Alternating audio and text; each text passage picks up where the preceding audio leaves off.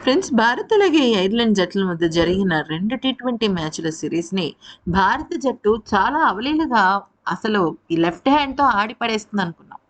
ముఖ్యంగా అసలు batting lineup చూస్తే చాలా పటిష్టంగా ఉంది. గొప్ప గొప్ప వాళ్ళందరూ ఉన్నారు. తిలక్ వర్మ, సంజు శాంసన్, ఇషాన్ కిషన్, అభిషేక్ శర్మ అసలు ఒక్కొక్కళ్ళు భారీ సెంచరీలు కొట్టిన కటౌట్‌లే. అలాంటిది 2 మ్యాచ్‌ల్లో కూడా దారుణంగా విఫలమయ్యారు. దానికి తోడు వైభవ్ సూర్యవంశీ లేకపోవటం ఇంకాస్త అసలు పుండె మీద కారం జల్లినట్టుగా మారిపోయింది.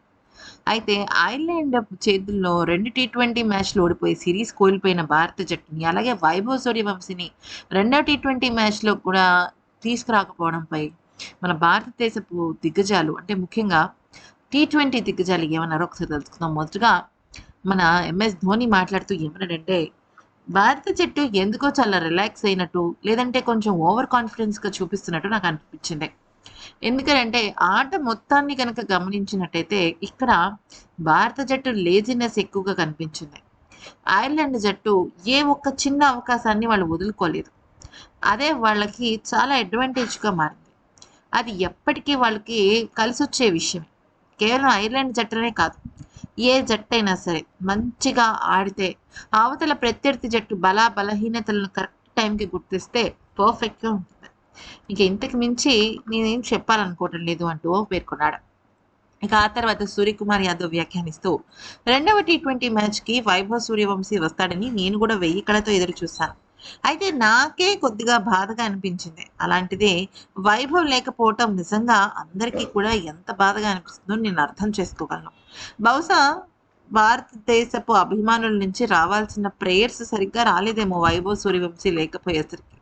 కానీ ఖచ్చితంగా వచ్చే సీరీస్ నుంచి వైభవ్ కనపడతాడు అన్న పాజిటివ్ హైప్ అయితే నాకు చాలా గట్టిగా ఉంది అంటూ ఇక వైభవ్ గురించి సూర్యకుమార్ యాదవ్ చెప్పుకొచ్చాడు. అయితే ఇక ఆ తర్వాత శుభమన్ గిల్ వ్యాఖ్యానిస్తూ ఏమన్నాడంటే, టీ20 క్రికెట్‌కి సంబంధించి నిజంగా ఈ సీరీస్ ఓడిపోవడం నిజంగా చాలా బ్యాడ్ టైమ్ అని చెప్పాలి.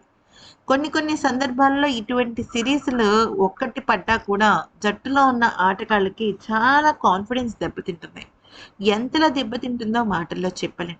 అటువంటి కాన్ఫిడెన్స్ మళ్ళీ వాళ్ళు బిల్డప్ చేసుకోవాలి అంటే ఖచ్చితంగా మరొక సీరీస్‌లో గ గ ఖచ్చితంగా రాణించి తీరాల్సిందే.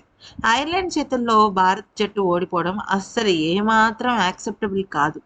ఇంకా దీని గురించి ఖచ్చితంగా ఆటగాళ్ళు ఏం జరిగింది? ఎక్కడ తప్పు జరిగిందనే విషయం పైన నివృత్తి చేసుకోవాలి అంటూ పేర్కొన్నాడు. ఇక ఆ తర్వాత కేఎల్ రాహుల్ వ్యాఖ్యానిస్తూ ఏమన్నాడంటే, భారత జట్టులో ఉన్న బ్యాటింగ్ లైనప్ చాలా మెరుగుపడాలి.